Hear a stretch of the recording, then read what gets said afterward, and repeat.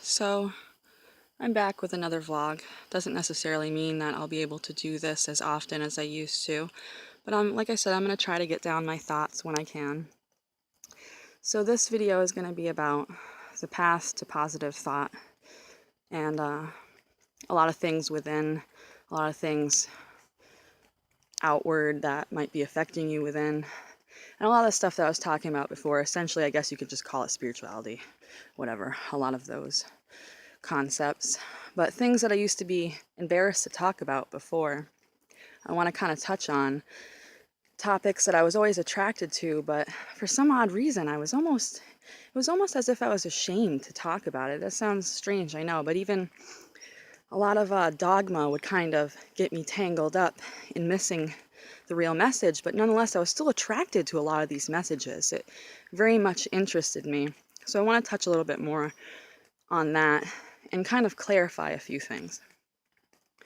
So let's see, gather my thoughts.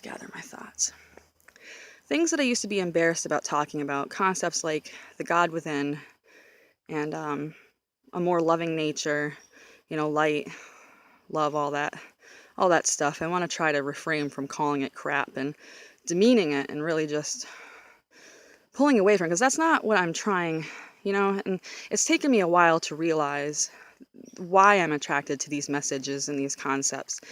And recently, a friend just had opened me up to, I never liked, when I was younger, I tried out a few, I guess you would call them, organizations, labels, religions.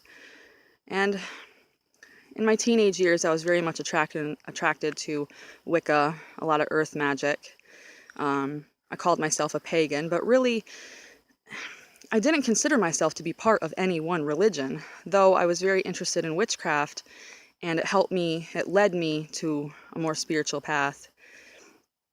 So I say this, again, without what's the word I'm looking for?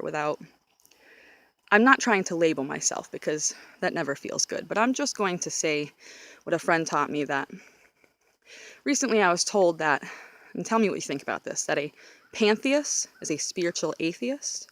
And that really spoke to me, because a lot of times I would, again, with the classifications, I would classify myself as an atheist when I would find myself confused. And my father considers himself to be an agnostic, but I felt like that was even just not enough to describe everything that I had learned and felt and wanted to share. So I'm going to kind of talk about the path to these things and how it's led me to it and how I feel about these things. So in a previous video, I wanted to talk about what's helped me in my past, what I've realized, what I know to be true, even though we don't always follow the things that we know to be true. Sometimes we have to take a couple steps back to, I guess, reconfirm what we knew within all along. That sounds really retarded. Anyway, again, I'm going to try not to demean these concepts, things that I once were embarrassed to talk about. Again, any word like God or anything like that, I would get so tangled up in the dogma that I would really forget why I was attracted to these concepts, how they made me feel better, how they helped me in my own life. And that's really what I'm trying to talk about, is that it's not so much, don't get caught up in the religion, in the dogma,